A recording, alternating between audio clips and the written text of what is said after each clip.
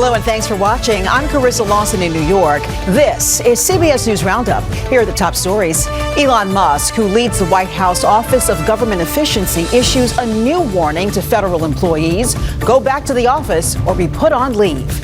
President Trump meets with the French president to discuss the war in Ukraine, hoping to find a way to end the fighting. And Pope Francis shows some signs of improvement, but his health status remains critical. President Donald Trump is supporting Elon Musk's demand that federal employees explain their recent accomplishments in detail or risk getting fired.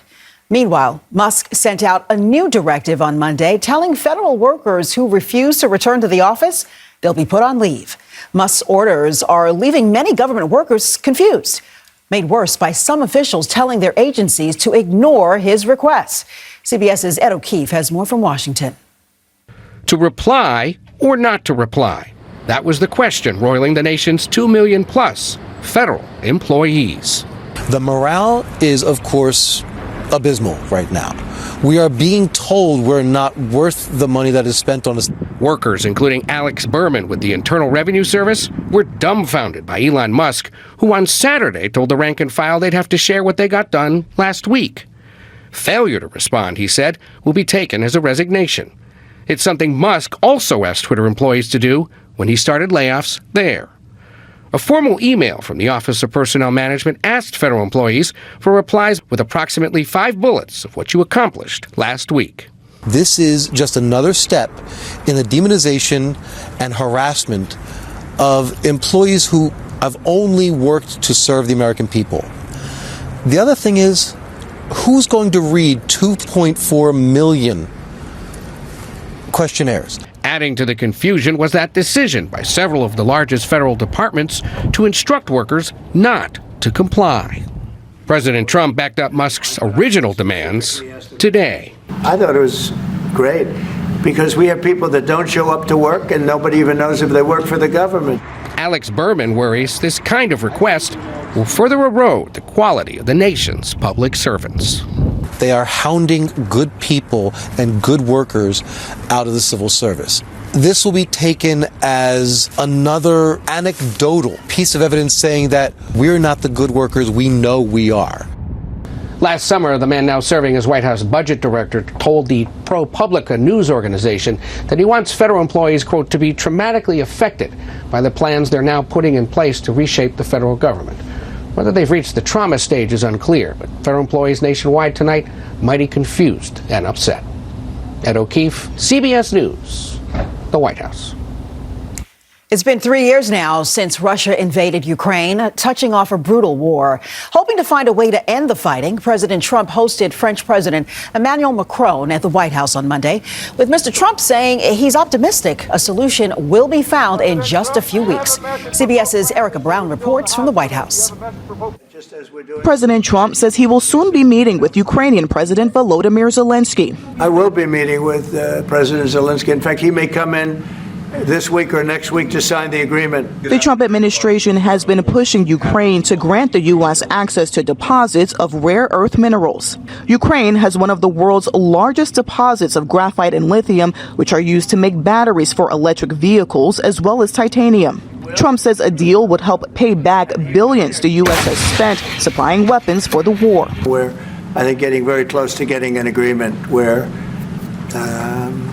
we get our money back over a period of time. While more than a dozen Western leaders gathered in Kyiv Monday to show their support for Ukraine, French President Emmanuel Macron looked to make that case with Trump at the White House. We do share the objective of peace, but we are very aware of the necessity to have guarantees and solid peace in order to stabilize the situation.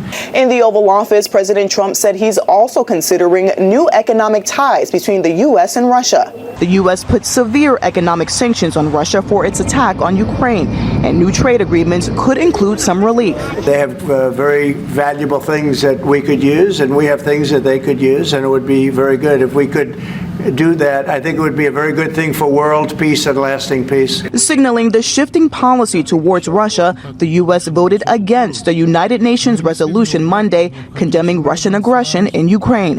Erica Brown, CBS News, the White House. The Vatican says Pope Francis remains in critical condition while showing some signs of improvement. Prayers are pouring in for the 88-year-old head of the Roman Catholic Church, who resumed some work activities on Monday from the hospital. The pontiff has been hospitalized now for almost 2 weeks, dealing with pneumonia in both lungs. CBS's Chris Livesay reports from Rome. The Vatican says Pope Francis's condition has slightly improved, and a kidney issue discovered over the weekend is not a cause for concern. Doctors have not yet released a prognosis for the 88-year-old, who is suffering from double pneumonia and has been in the hospital since February 14th. He hasn't had any further respiratory crises. He has been able to reduce the amount of oxygen flow when he was using the nasal tubes. They've been able to reduce that. Pope Francis was able to resume some work on Monday inside Rome's Gemelli Hospital, calling the parish of Gaza, something he's done regularly since 2023. Doctors and nurses at the hospital prayed for his health during a mass, while children being treated there made him get well cards. Catholics around the world are keeping the Pope in their prayers as he faces this latest health scare. You can't help but feel touched by him, and now you just want to feel a way we can, just through prayer, accompany him in his need right now. The voice of the Pope is so important at the moment. The world is full of hatred, and he's a voice of love. The Vatican started nighttime prayers for Pope Francis in St. Peter's Square, inviting the public to join with cardinals and other members of the clergy for an evening rosary. Chris Livesay, CBS News, Rome. Now to a measles outbreak in the United States that's grown to almost 100 cases, primarily affecting unvaccinated children and teenagers in the Southwest. Texas reporting the worst outbreak with at least 90 cases so far. That's the biggest outbreak in the state in more than 30 years.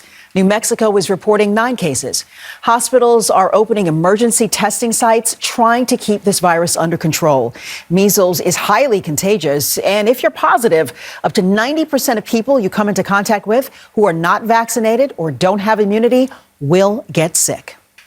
Straight ahead on CBS News Roundup, critics of President Trump say the nation may be headed for a constitutional crisis. We'll tell you what that means right after this.